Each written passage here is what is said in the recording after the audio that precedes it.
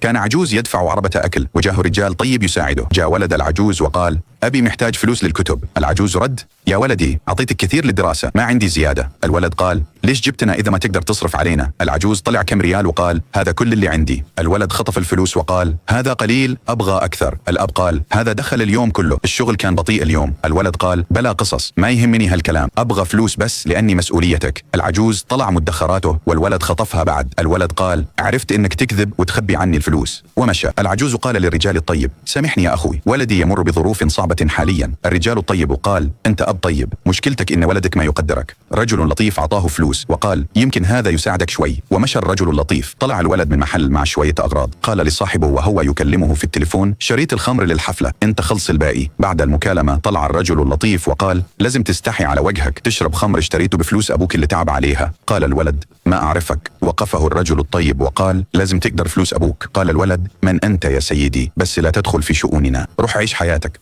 قال الرجل اللطيف: أبغاك تيجي معاي وتشوف بعينك، حتى بعطيك فلوس بعد. وافق الولد يروح معه. كان الرجل العجوز يبيع أكل. قال الرجل الطيب: شوف أبوك. قال الولد: هذا اللي جبتني أشوفه؟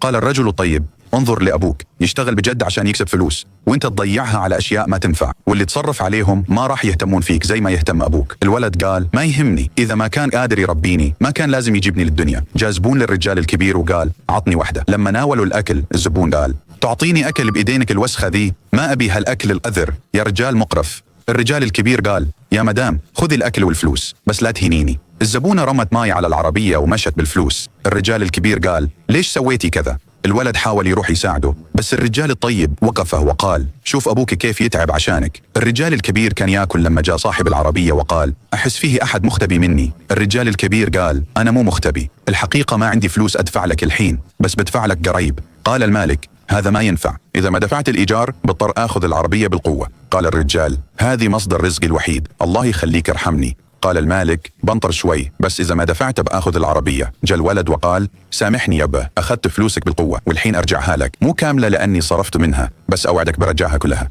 قال الأب: عرفت أنك بتتغير، وحضن ولده. جاء صاحب العربية وطلب الإيجار. الرجال على طول قال: هذه الفلوس بس مو كاملة. قال المالك: خلاص بآخذ العربية. الرجال الطيب وقفه ودفع المبلغ كامل. قال الرجال: هذه فلوس كثير أعطيتها. قال الولد: شكرا يا عمي، خليتني أعرف قد إيش يبغى يتعب عشاني، بس كيف أساعده الحين؟ قال الرجال الطيب: تقدر تشتغل في شركتي، على كل حال أنت متعلم. الرجال شكره، والأب والولد حضنوا بعض.